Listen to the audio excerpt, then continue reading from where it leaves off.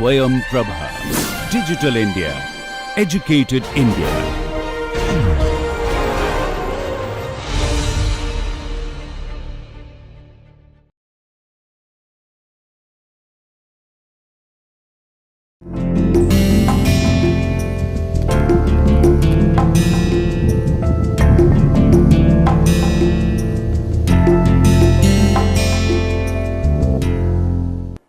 Let us start this lecture with a thought process from great saint Swami Vivekananda, who says, "Him I call a Mahatma whose heart bleeds for the poor. Otherwise, he is Duratma," meaning is that he is an wicked person. So, it is a very good statement, and we will always try to work for the poor people and downtrodden, so that we can elevate ourselves as a human being. Let us recall what we learnt in the last lecture. In the last lecture, we basically looked at how to find out a flight trajectory in a two-dimensional plane, of course, by using a iterative procedure, and talked about also gravitational turn.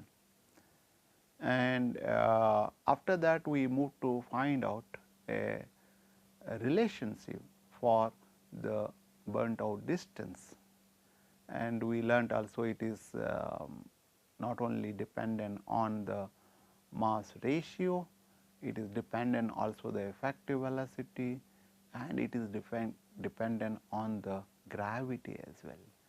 And of course, for this derivation we have neglected the aerodynamic drag. And then we defined and also derived a relationship for coasting height, which is generally used for sounding rocket. Today we will be discussing about the space flight and its orbit. It is very important to send a satellite to the orbit, and it will move around particular orbit. Now, we need to look at how it is really doing and what makes it to move around an orbit about a planet or the earth. Let us look at a flight path around a circular orbit. So, if you look at this is a planet, and which is having a mass m, capital M, and this is having a radius, I can call it as a basically Rp, because this is your planet and this radius is Rp, and there is a satellite, this is your satellite, and having a very small mass, and the distance between the center of this planet and center of mass of this satellite is basically r, and this r, if you look at this r minus Rp, this will be h, altitude. If you look at altitude, h will be r minus Rp, and where r is Rp is the radius of a planet, and r is the distance between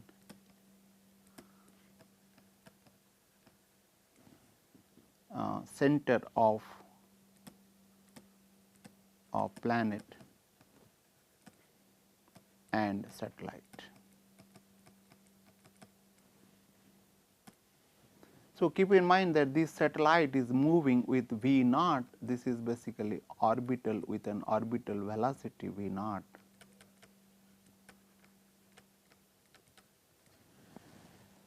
And when it is there, like this satellite is basically pulled due to the gravitational force by the planet, or in our case it will be earth, if a satellite is moving around the earth. And as there is a motion, the satellite is moving with some orbital velocity, so it will be experiencing a centrifugal force. we call it a pseudo centrifugal force. So, if you take a basically a free body diagram of satellite, this is your satellite, it will be acting with the force, that is a centrifugal force, that is m, because it is moving with w. W is your angular velocity.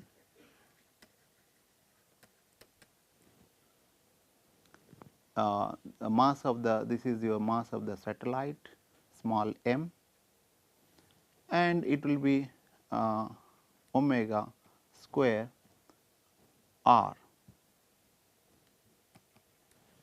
and it is the force, gravitational force which is acting is basically F g. And by Newton's law we know, by Newton's law we know the gravitational force F g will be basically g. G is your gravitational constant, this is mass of the planet, this is your mass of planet or earth, whatever you call, I mean, like, earth is one of the planet, and then m is the mass of your satellite divided by r square. And as this free body diagram of the satellite, you can see here free body diagram, the gravitational force is equal to the pseudo centrifugal force, that is equal to m omega square r, and that then this mass of the satellite will be cancel it out, and you will get, this is omega is your angular velocity with which the satellite is moving, is nothing but your g m by r q root over. What it indicates, if you say this is basically equation 1 kind of thing, it indicates omega is inversely proportional to the root over r q. That means the r is higher, the omega will be lower, and g is your, is basically a constant, gravitational constant,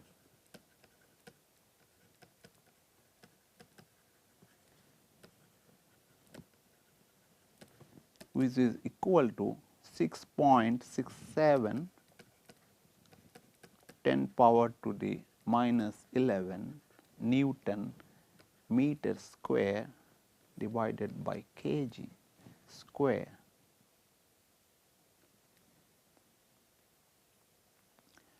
And r is of course the radius, the distance between the center of the planet to the center of the satellite. And then we can find out V naught, which is easy. V naught is basically your orbital velocity,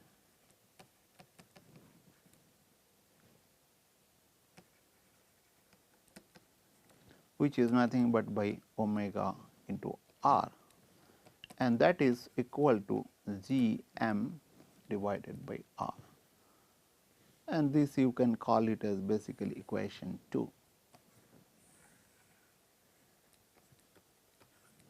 And m, of course, we know that is the mass of earth. If you say m, mass of earth in this example you can say, or it can be any of the planet, that happens to be something 5.97 10 power to 24 kg.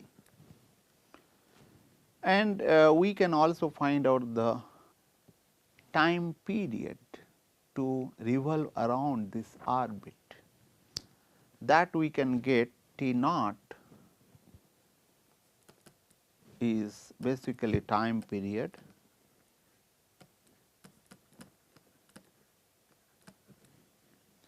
is equal to 2 pi r by V naught, and also if you look at, that is basically omega, right, 2 pi by omega, that is equal to 2 pi into r q by g m, and this equation 3, and the time period goes on increasing when this r radius increases. And interestingly, you will find that if the h, that is the altitude, in this case altitude will be, this is your h here to this here, and we call it basically altitude. And when h is equal to 35,786 kilometer, you will get T naught is 24 hours approximately, right, hours. And of course, if the r is smaller, then the time is smaller, right, it may be order of some minutes and then kind of things. So, which we will discuss little bit later on. And keep in mind that if this orbital velocity V naught is reduced, then satellite will take an elliptical path instead of a circular path. Then we need to look at about the elliptical path. So, flight around that, let us, and if you look at this is your elliptical path, and with this is a satellite is here, and this is your planet, we can call it is it should be located at one of the focal point. This is one focal point, and this elliptical path, in this case the A is your half major axis,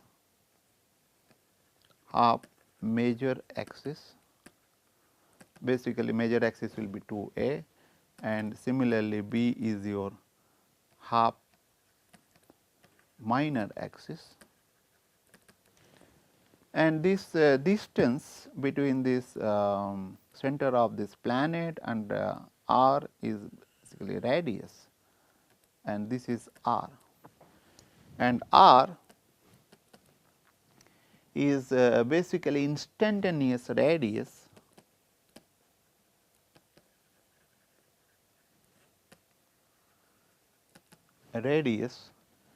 between planet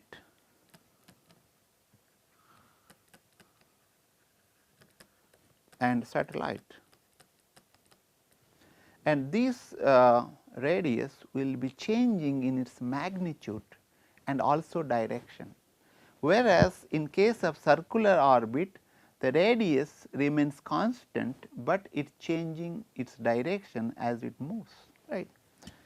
So, and as a result, this radius, when it moves, it will be scanning the space, and then it swaps out similar space or equal area of space during an equal amount of time. So, which is being shown here in this, that means this area will be same as that area kind of things.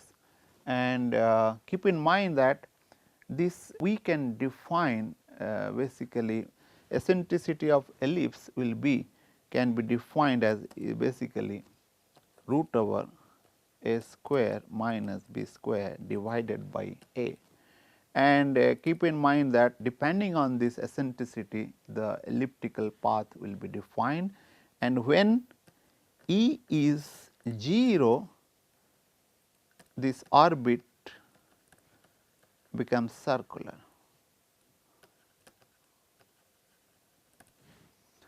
And there is another thing which you should keep in mind, and this is your basically perigee, you can say, as it is closer, this space is very closer to the planet, and this is very far away, and we call it as basically apogee. And this is having a velocity v a, and this is perigee. The perigee velocity will be very higher, and this apogee. So, that if you look at, and that depends on the radius, that means this orbital velocity will be changing as it moves around this elliptical path, and it governs by a relationship. This is your orbital velocity, V naught is r is equal to V naught a, I can call as a and r a is equal to V p r p. This is the radius of perigee, and this you can call it as basically equation 4. And we can also keep in mind that if the, because r p is very small, this distance from r to this is your r p, right, when the satellite is here. So, this small, so therefore, V p is very higher values, whereas V naught and this distance is very high. So, therefore, V a is small. So, therefore, V p will be greater than the V a, and that implies, and by using the Kepler law, Kepler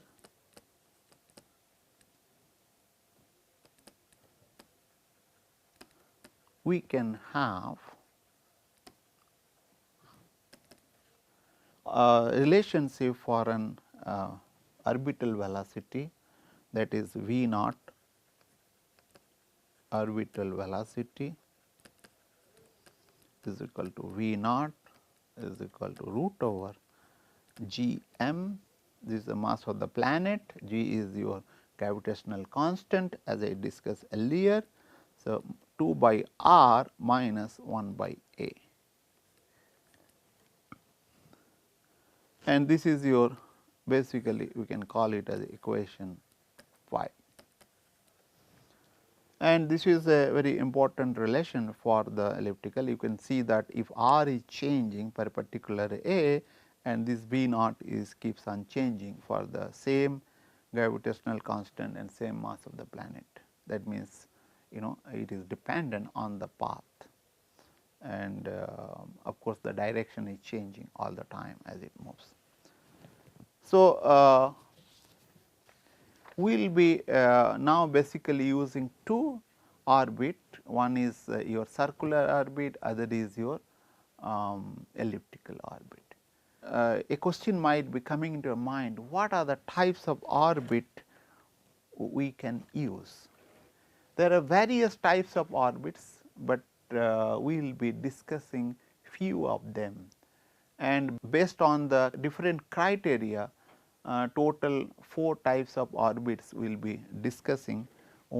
And let us say that this satellite is moving around a planet, or you can say this is your earth, and we need to look at what kind of orbit it is. Of course, we have already defined it is it can be either circular, it can be elliptical, but depending on its application, if it is moving around earth, we can call it as a earth reference orbits. And this earth reference orbits also can be divided into broadly 3 categories, that is low earth orbit, the medium earth orbit, and geo earth orbit. So, if you look at, basically this is your low earth orbit, and low earth orbit is, this is your h altitude. It can be low earth orbit will be around something 160 to 2000 kilometer from the earth surface, and this is being very much preferred because of fact that it is nearer to the earth.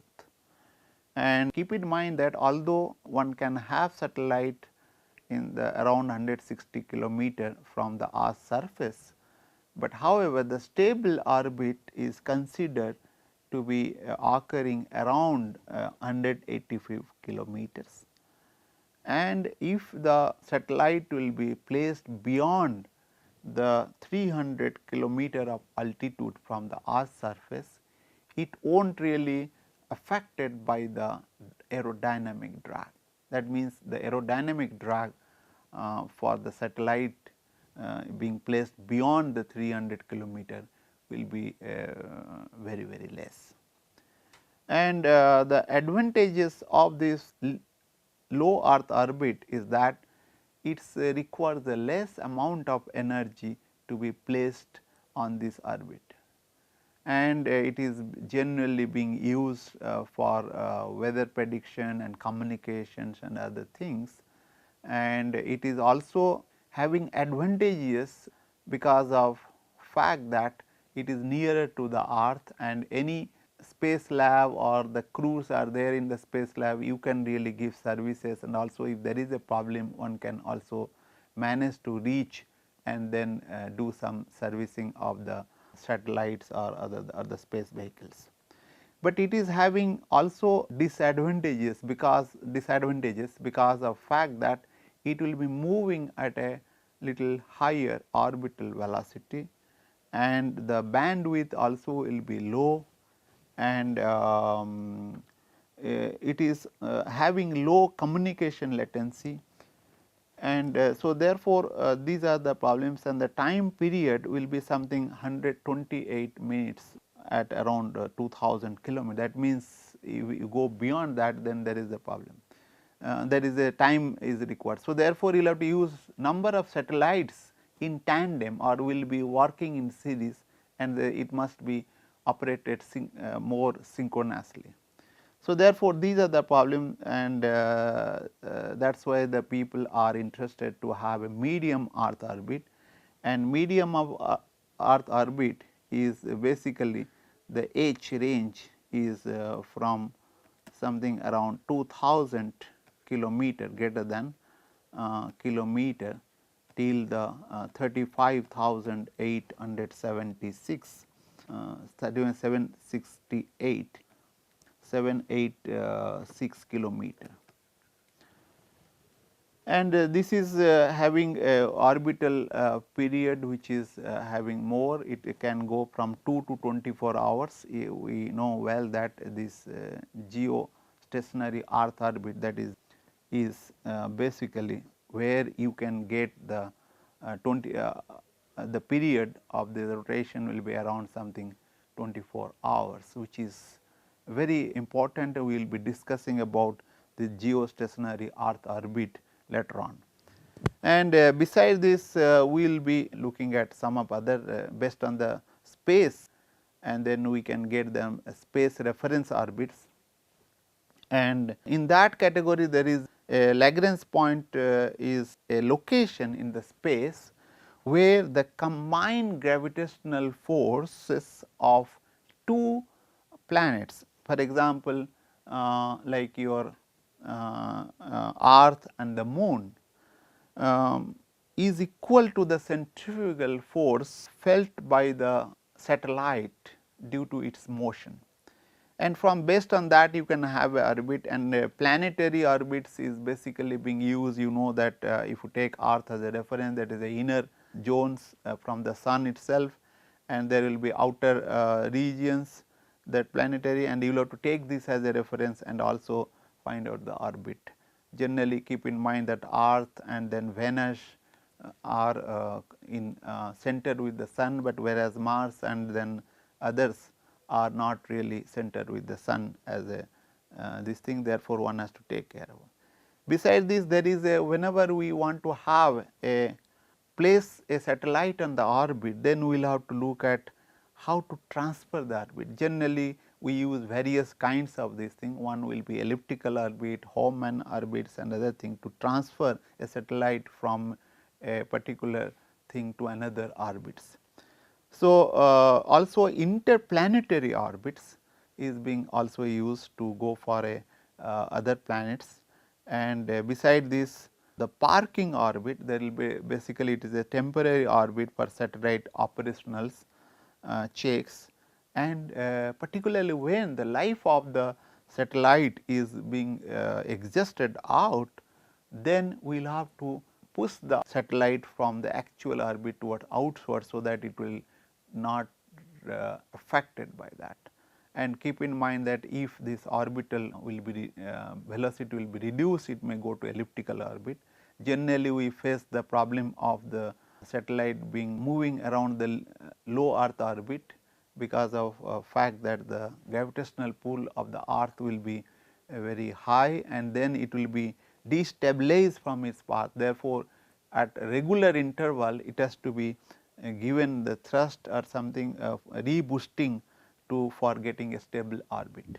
So, that problem is always with the LEO or the low earth orbits, and if you look at, we will be discussing more about these various kinds of orbits in the next lecture. Thank you very much.